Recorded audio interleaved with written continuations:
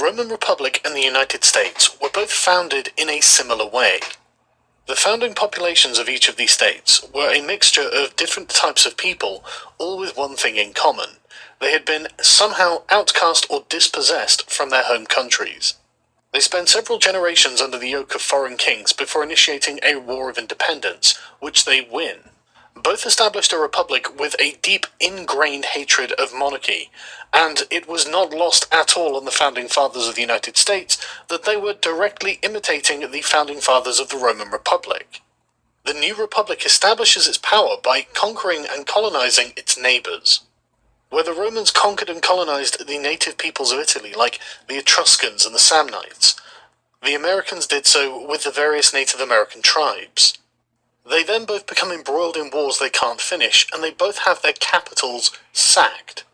But both go on to recover and change direction to fulfill their manifest destinies of expanding to the limits of what geography will permit.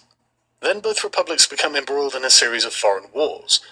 These foreign wars greatly expand the power and the wealth of the republic, and by the end of them, it's the only power left standing. It's not the only power in existence, but it has become the world hegemon, and yes, for the Romans, the world was the Mediterranean. The massive influx of wealth caused by the rapid rise of the Republic was not fairly distributed across the population, creating remarkable poverty in addition to remarkable wealth. This exacerbated class conflict, and both the American and Roman republics were forced to give state welfare, which, for the Romans, came in the form of a grain dole to the poorest families. The political landscape became split between two parties. In Rome, this was between the optimates, meaning the best, and the populares, meaning the demagogues. The abundance of poor creates a political vacuum for a populist as a people's representative with a package of economic reforms. This person is inevitably killed by the very interests he is threatening. In Rome, this was Tiberius Gracchus. In the United States, this was JFK. However, the figurehead is the symptom and not the cause of the problem, and new figureheads arise, in the form of Gaius Gracchus in Rome and Donald J. Trump in the United States. Welcome to the stage for your civil war, America. In ancient Rome, the wealthy class was hated and despised by the poor, and who could blame them? When you consider the actions of the depraved Emperor Caligula, or the cruelty of Emperor Nero. But did you know that the prosperity gap between the wealthy and the poor in America today is twice as large as it was during the times of ancient Rome? Does this mean the American Empire is headed for a total collapse, like the Roman Empire did? Stay tuned. This is Mind Guild.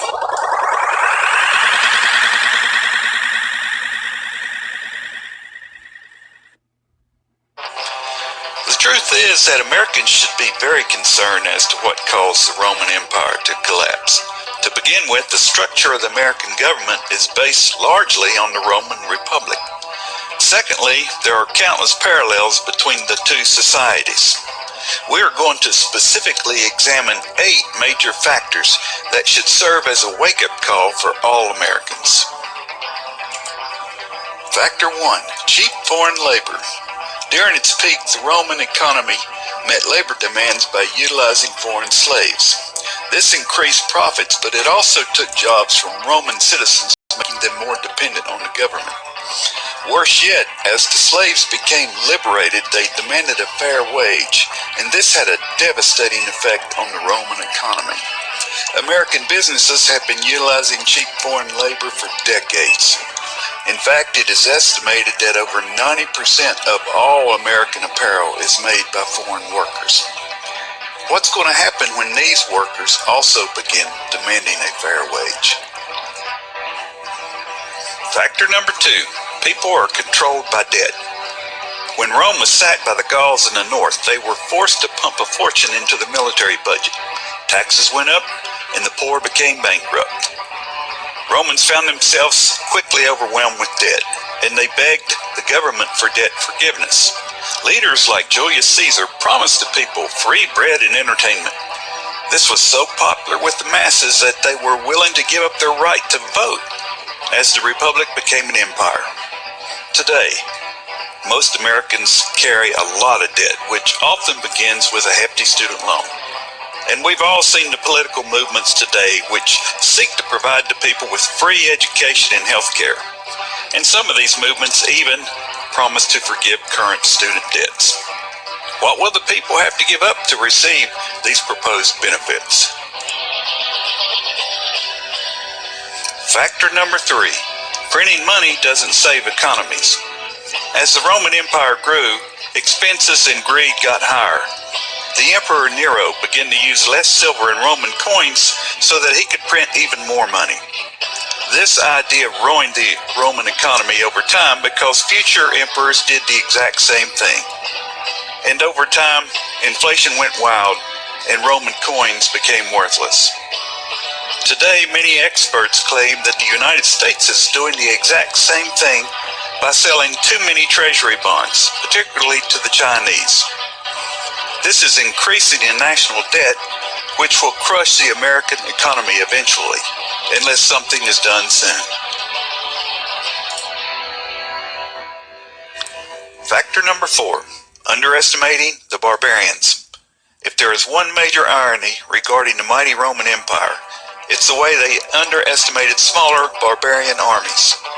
While they easily defeated advanced societies, they often got crushed by the barbarians. Attila the Hun is one of the biggest examples of this. America today appears to suffer from the same irony, as evidenced by the falling Twin Towers of 9/11. Instead of learning from the Romans, the U.S. has allowed several smaller, dangerous terrorist organizations to grow and form globally. America's leaders have repeatedly underestimated this threat, and because of this lackadaisical attitude, these dangerous elements are establishing themselves well within the borders of America herself. Competitive empires from the East. During the reign of the Roman Empire, there was another powerful nation called Parthia.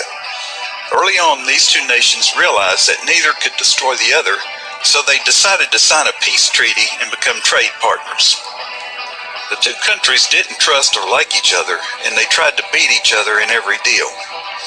As lucrative markets opened up from the east, diplomats from eastern countries weren't allowed to pass through Parthia to deal with the Romans.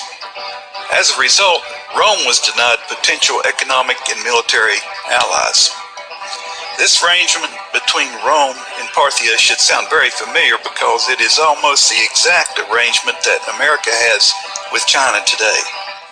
Both nations are strong and competitive, and yet China controls many of America's relationships from eastern countries like North Korea and Taiwan. Factor number 6, don't train barbarians in advanced warfare. While Attila and the Huns didn't invade Rome, the Visigoths did, and for good reason. The barbaric Visigoths had been trained by the Romans and were well versed in Roman tactics. The Roman army was powerless in trying to stop this barbaric horde. Years earlier, Rome began hiring Visigoths and Gauls to fill up their legions. This was a decision they would later regret. America has made the same mistake in the Middle East, as they have trained countless Islamic soldiers. Among those trained were the Taliban and Osama bin Laden himself. Factor number 7, big military budgets bankrupt big countries. Rome learned that being a world superpower means that you become a very big target. You are forced to defend your empire, and the costs are enormous. They had no choice but to increase taxation.